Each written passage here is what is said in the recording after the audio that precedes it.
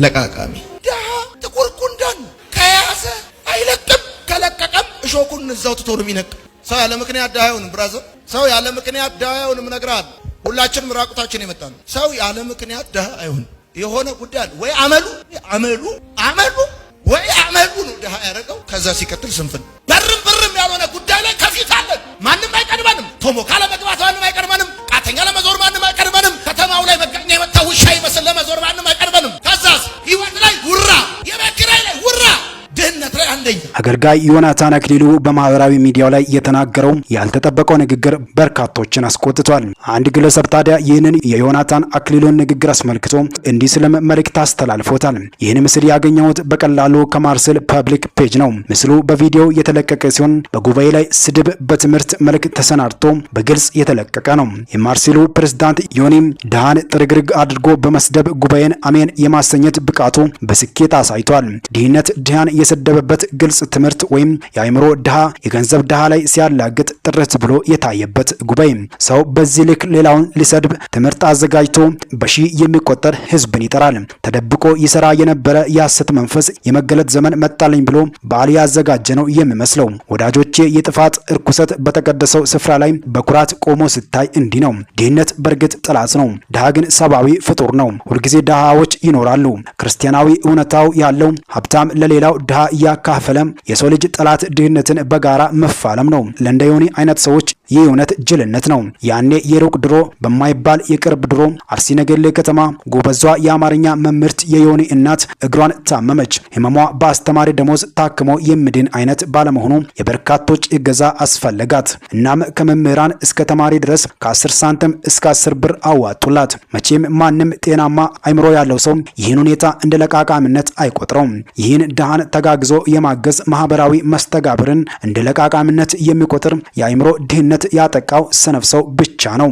ድህነትን ከድሃ ላይ ተጋግዞ ማስወገድ መልካም ክርስቲያናዊ ተግባር ሲሆን ሰዎችን ሰብስቦ በትምህርት መልክ ድሃን መስደብ አጋንንታዊነት ነው። በተቀደሰው ስፍራ የቆሙ የጥፋት ርኩሰቶች ስል ነው። ታዱሻ የተባለው የማህበራዊ ሚዲያ ተጠቃሚ ዮናታን አክሊሉ ከሰሞኑ በራሱ ቸርች ላይ ቆሞ ስለ ድህነትና ድሃዎች የሰበከውን ስብከት አስመልክቶ ይህንን ምልከታውን ያጋራው። አንድ ጊዜ ይሄን ቪዲዮ ተከታትለን እንመለስ።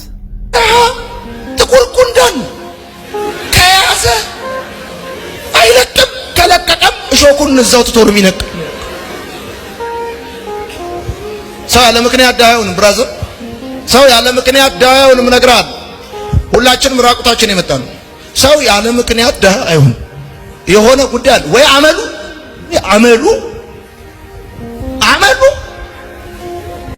መልካም። መቼም ተቀነባብሮብህ ሊሆን ከቻለ እሱ ሌላ ጉዳይ ነው። ድሃን ይህንን ያህል የምትጸየፍ ነብይ አላምነው። ነገር ግን አንድ እውነት የሚኒስትሪ አገልጋዮች ጠቅላላ የምትባሉት ይሄ ከሙሉ ወንጌል መካነ ኢየሱስ ቃለ ሕይወት መሰረተ ክርስቶስ ውጭ ያላችሁት ማለት ነው፣ በግል ሞር የምትሉ አገልጋዮች ጠቅላላ እውቀት ሊኖራችሁ ይችላል፣ ብዙ ህዝብም ሊኖራችሁ ይችላል። ነገር ግን ዛሬ የምትነዱት መኪና፣ ዛሬ የምትኖሩበት ቤት ከህዝብ ምጽዋት የተሰበሰበ ነው። በሌላ መንገድ የመጣ አይደለም። ምናልባት መነሻችሁ የህዝብ ምጽዋት ይሆንና ከዛ በኋላ ግን ቢዝነስ ከፍታችሁ ሊሆን ይችላል። ብዙ ድሆች ከሌላቸው ነገር ላይ የቀን ስራ ሰርተው አስራት የሚሰጧቸው አሉ፣ መባ የሚሰጧቸው አሉ። እነሱን ከሆነ እንደዚህ እየተናገርክ ያለው እግዚአብሔር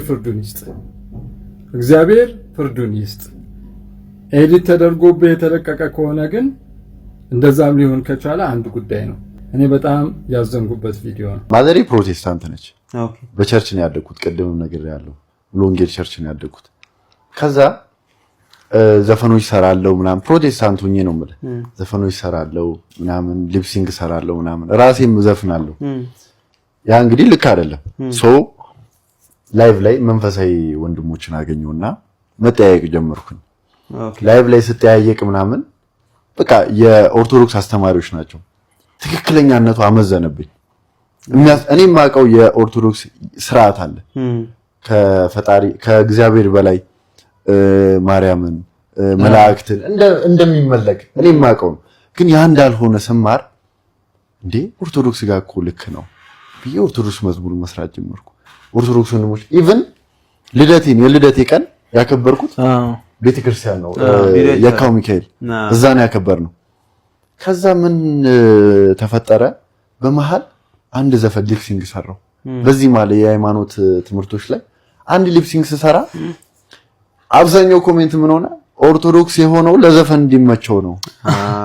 ገብቷል? እንደዛ አይነት ጨዋታ መጣ። ሲመጣ እኔ ኦርቶዶክስ ብሆን አሁን ኖርማል ከካሜራ ውጪ ብትጠይቀኝ ሃይማኖቴን እነግርሃለሁ። ካሜራ ላይ ግን ለምሳሌ እኔ አንድ ሃይማኖት ስጠራ በእኔ አንድ ተራ ሰው ያ ሃይማኖት ስንት አባቶች አስጠብቀውት የቆየ ትልቅ ሃይማኖት እንዲሰደብ አልፈልግም። እኔ ዘፈን ስሰራ ኦርቶዶክስ ፈቅዳለት ነው የዘፈነው እንዲባል አልፈልግም። ስለዚህ ሚዲያ ላይ መልሴ ምንድነው? ምንም ነው ማለት ግን ትክክለኛው ኦርቶዶክስ እግዚአብሔር እንደምታመልክ አውቄበታለሁ። ኦርቶዶክስ ክርስቶስን እንደምትሰብክ አውቄበታለሁ። አንዱ ላይቭ ላይ አኬ የሚባል ወንድም አለና ጠይቄዋለሁ። ዘፈን ኃጢአት ነው ጭፈራ ኃጢአት ነው ብዬ ጠየቅኩት። እኔ እንኳን መስፈን ይቅርና አላዳምጥም አለኝ። እንግዲህ ትክክለኛ የኦርቶዶክስ አስተምሮ ይሄ ነው። መዝፈን አይደለም መዝፈኑ ይቅር አላዳምጥም፣ ምክንያቱም ከክርስቶስ ያርቀኛል። በቃ ቀጥታ መልስ ይመልስ ከክርስቶስ ስለሚያርቀኝ መስፈን አላዳምጥም። ትክክለኛ የኦርቶዶክስ አስተምሮ ይሄ ሆኖ እኔ እዚህ ጋር አንድ ዘፈን ብሰራ ኦርቶዶክስ ትፈቅዳለች ብሎ ሰው ሲመጣ ምን ትላል? ማርያምን ታመልካላችሁ እያሉ ማርያምን አናመልክም ሰው ካለ እንግዲህ ትክክለኛ አስተምሮቱን ከተናገረ ታመልካለህ ብሎ ሰው ከገገመ ምን ታረጋዋል? በቃ ዝም ነው።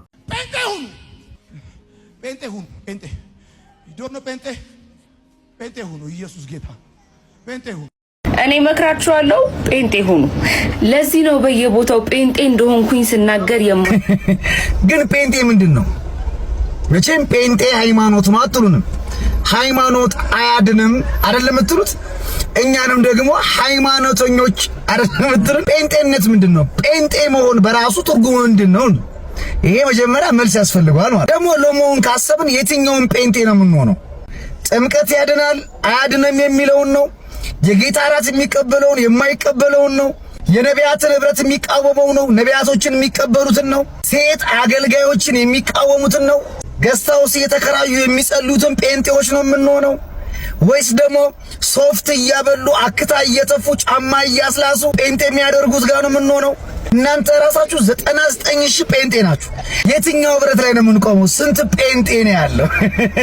ለማበድ ለመጨፈር ዘይት ለመግዛት ቲሸርት ገዝቶ ለመጃጀር ጴንጤ አንሆን። እኛን የጠራን የታመነ ነው።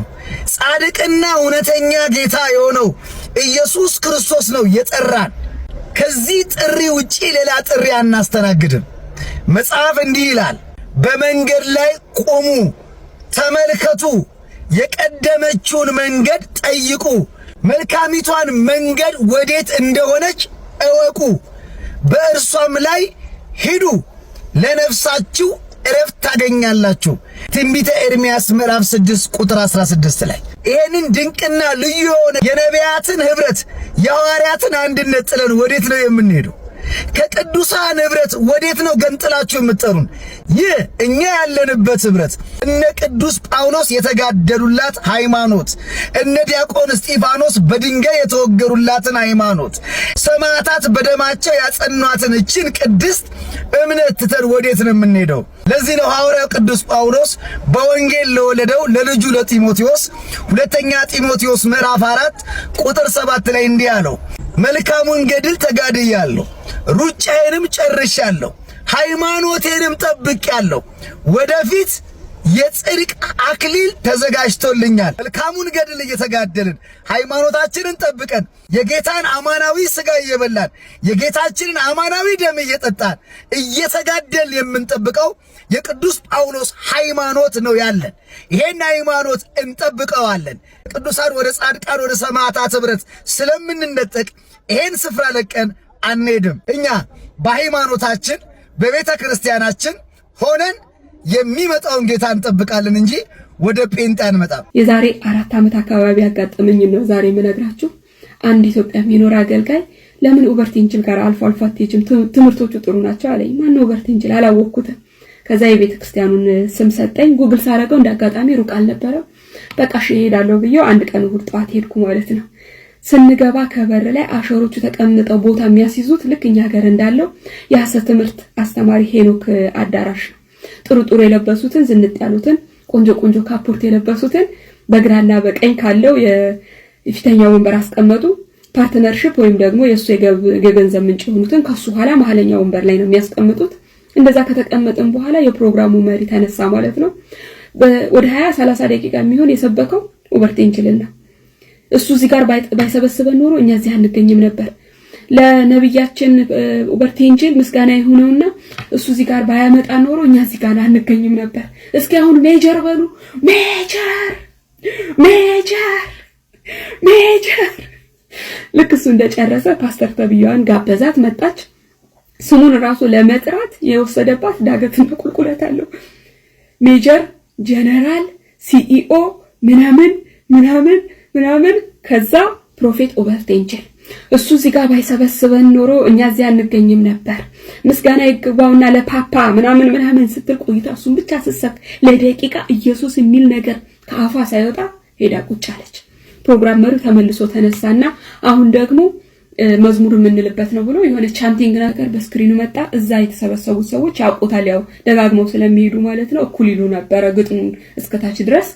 እንደዚህ ነው የሚለው ሲጀምር I believe in Father God, I believe in Jesus Christ, I believe in Holy Spirit, I believe in Prophet ኡበርት ኤንጅል። አራተኛ ሆኖ እሱም አብሮ ይመለካል።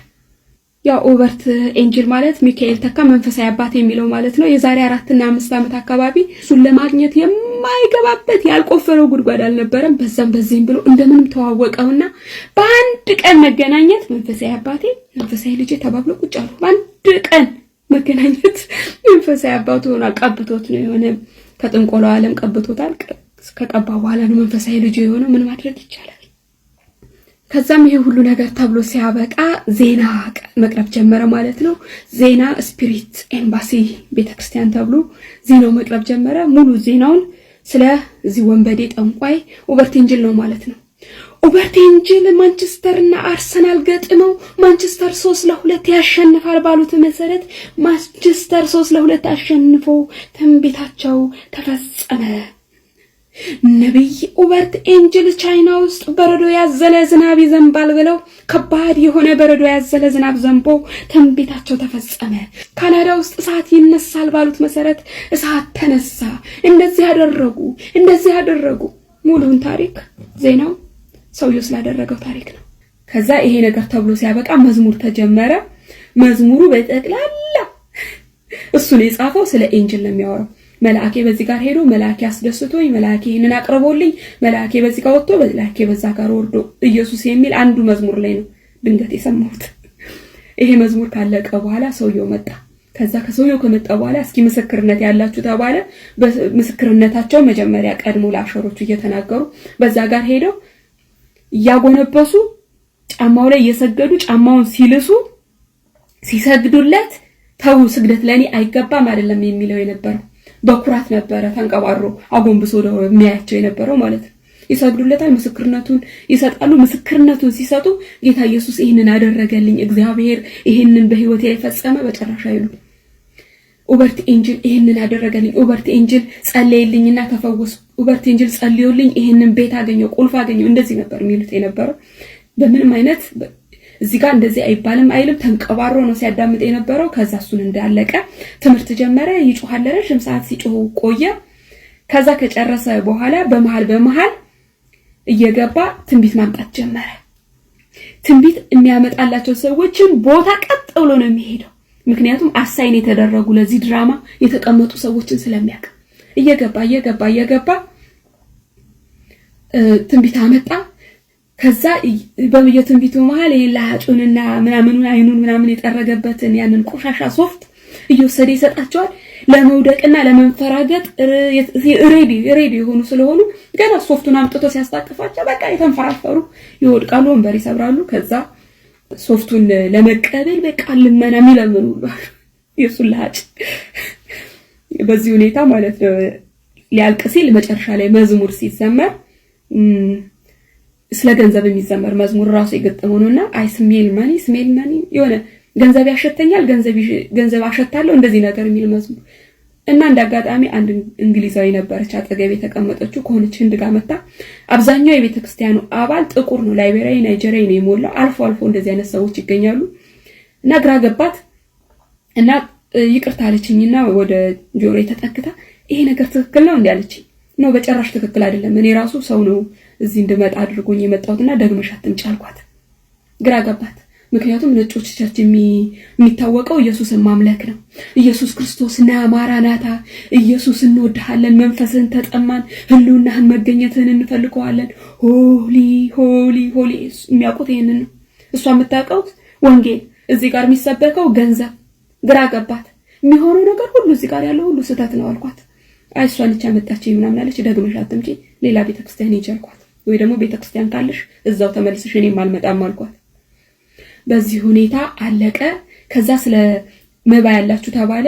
መባው ገደብ አለው። ይሄን ያህል ያለው ይዛችሁት እንዳትመጡ ወደፊት ለፊት ትንሽ ከሆነ ማለት ነው አጠራቅሙና አንድ ላይ ይዛችሁት ነው አለ።